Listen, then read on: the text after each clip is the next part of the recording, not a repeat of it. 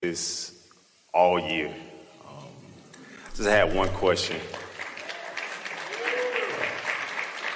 Yes. So, how do I maintain traction in my life and also make progress? Because it's been times. Well, before you go any further, that's a good question, because you were going to dig a little hole that we were going to dig out of, and so the way you make things happen is by letting them happen, by understanding that when you ask, the momentum is underway. And so it's a different mindset. You have to accept that, like when you throw something up, you don't have to propel it to go down. It's naturally going to follow that law of gravity. And when you have a desire, it's naturally going to follow the law of attraction. And when you launched it and your inner being got hold of it, there's a powerful gathering of cooperative components to it. And if you are not offering resistant thought, then you are one of those non-resistant cooperative components that's being called to it, and that's that traction that you're talking about. That's that momentum, and that's that traction. So this sometimes feels like a weird answer to a question. Just don't do that thing that you do, and what you want will happen.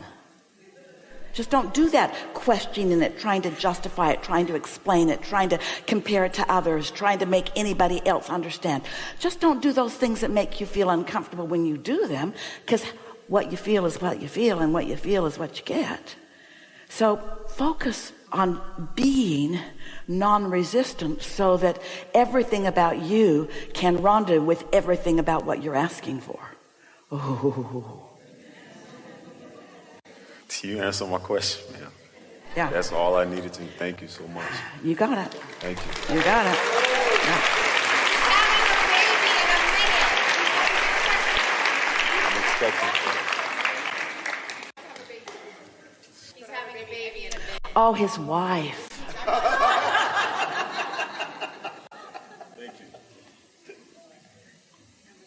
That's a wonderful thing, isn't it?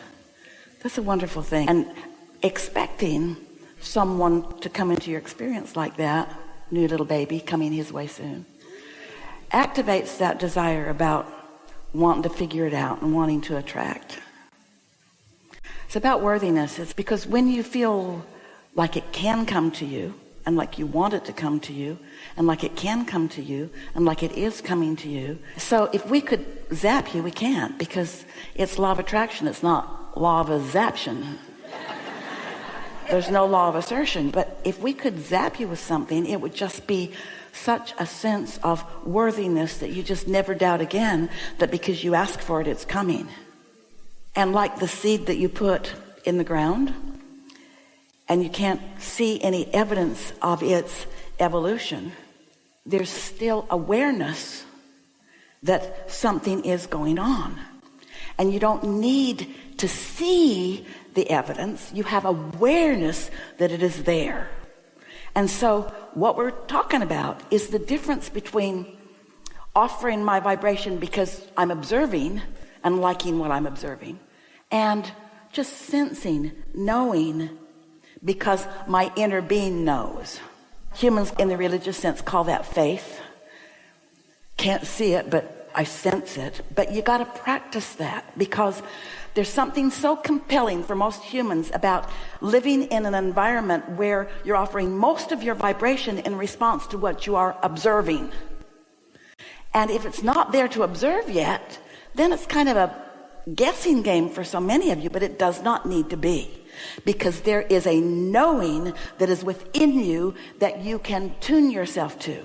Some years ago, really, really long time ago, when Jerry and Esther first got together, and Esther was always kicking her shoes off. First thing she'd do when she'd get in the house, kick her shoes off, and off she'd go somewhere. And one day Jerry said to her, "Pretend like you live with a blind person." Well, she knew what he meant.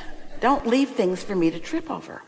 But she also knew him to be the most aware person. He was aware all the time. He sensed the car. One day they were on a highway, It was a 2-lane highway. He was driving in the left lane to turn left. Not a really busy highway, but a big, wide, new highway. And his light, his arrow was green. Time for him to go, his turn. And he just sat there instead. And a car going about 120 miles an hour came flying up behind him, passed on that side, and off it went. And Jerry said, I can't exactly say that I knew that guy was coming, but I couldn't make myself go even though I had the green arrow. That's awareness. It's an awareness of things that aren't spelled out for you by everything else. What that is, that awareness is alignment, broader view. One day, Texas, big rain. Jerry and Esther went to the post office. Couldn't get in. There was water all around the post office. So they went home 5 miles away. Cibolo Creek was overflowing its banks. It was all over the streets in this little town. They made their way home, and Jerry said, call Pat, tell her the Cibolo's over its banks, because he knew that creek, some people call it a crick, that river was flowing their way. And so their friend said, thank you very much. Got the cattle out of that field, moved the tractors out of that field, moved everything to higher ground. And Pat called back and said, so nice to have a friend upstream. So nice to have a friend upstream who is aware. Aware of what you ask for. Every bit of it. Aware of where you stand in relationship to everything you want. And transmitting constantly to you, Jerry, Esther left her shoes right in front of the door. Step over them. He didn't need his eyes. He had awareness.